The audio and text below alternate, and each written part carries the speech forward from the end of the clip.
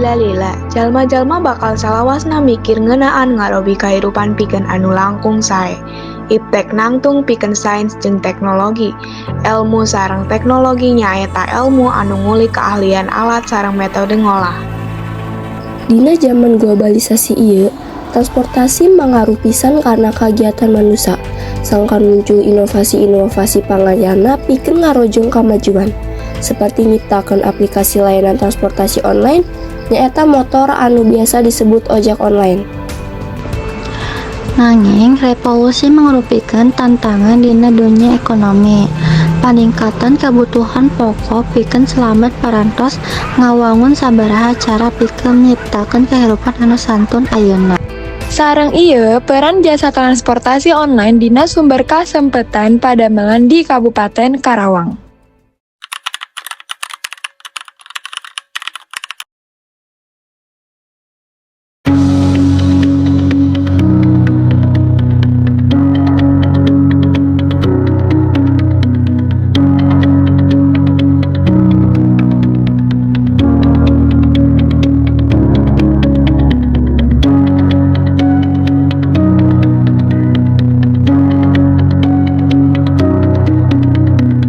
Pemerintah sempat kesulitan mengatur keberadaan ojek online, termasuk mengatur pergerakannya di jalan raya.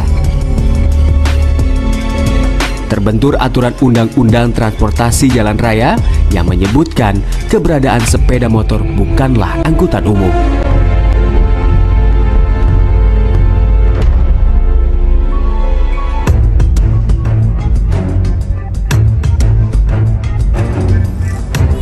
Konsumen terlanjur kepincut sistem kerja transportasi roda 2 itu.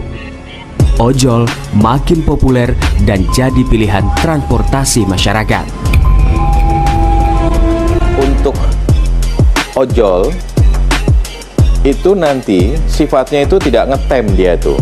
Makanya kenapa ojol dibedakan dengan yang konvensional atau kemudian ojek pangkalan. Karena mereka harusnya mobile gitu.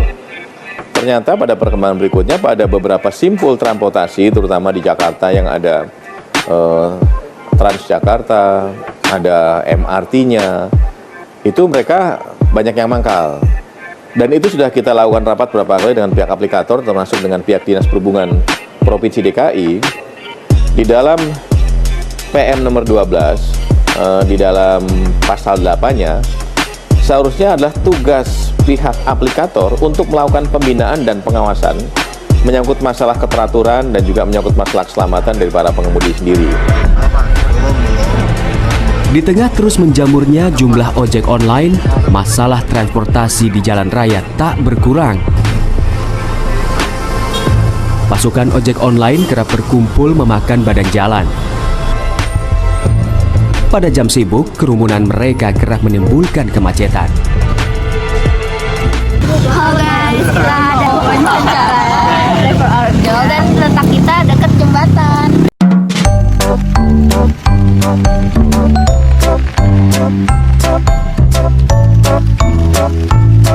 Jadi kalau kata Bapak, kenapa Bapak tertarik dengan driver online? Jadi driver online itu lebih fleksibel kerjanya ketimbang kita kerja di PT. Fleksibel karena ya kita atur sendiri maunya gitu. Jadi Bapak ini bekerja sebagai driver online tetap atau kayak cuma sampingan aja? Untuk saat ini tetap. Tetap. Udah berapa lama Bapak tetap di driver online? Baru setahun. Kalau kata Bapak persaingan di driver online itu sulit atau mudah? Masing-masing aplikator punya peraturan masing-masing ya pastinya. Kalau misalnya dibilang saingan, ya pasti ada banyak. Kembali lagi tergantung kitanya serius apa enggak gitu. Dijalanin gitu aja.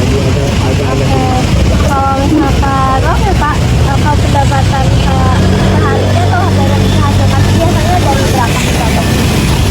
Orderan per hari pendapatan bruto itu bruto bersih nih. Bersih itu kalau kita dari pagi sampai sore Ini kalau lagi rame ya, karena nggak bisa ditentukan pendapatan driver itu bisa sampai 100.000, ya, itu paling besar di angka 100.000, bisa di bawah 50 sampai 100.000 lah per hari. Kalau misalkan dari mahasiswanya berarti mencukupi ya? Soalnya kan biasanya ada biaya buat perbaikan motor. Kalau dibilang mencukupi, kita cukupin karena emang udah jadi kebutuhan, ya kan? Kita harus cukupin. Gimana caranya harus kita bisa atur ya.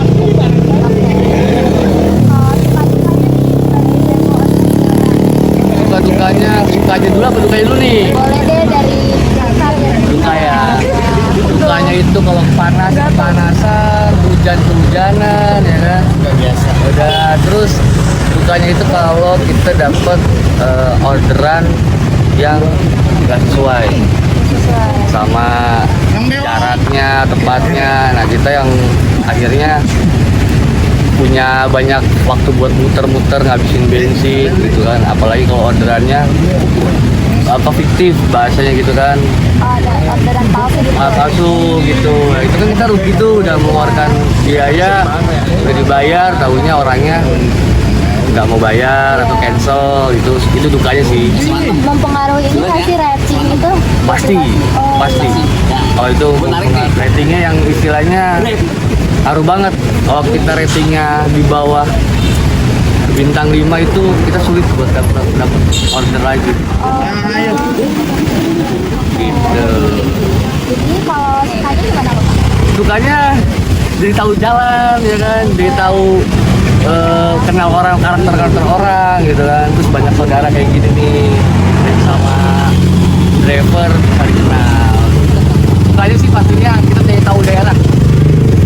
Tempat ini, daerah ini, jalan ini yang tadi belum pernah tahu ya tahu. Oh, jadi Bapak asli orang Karawang atau bukan? Kebetulan bukan. Saya orangnya orang Bogor. Orang Bogor. Merantau ke Karawang. Merantau ke Karawang. Makasih banyak, Oke, Bapak. sama-sama.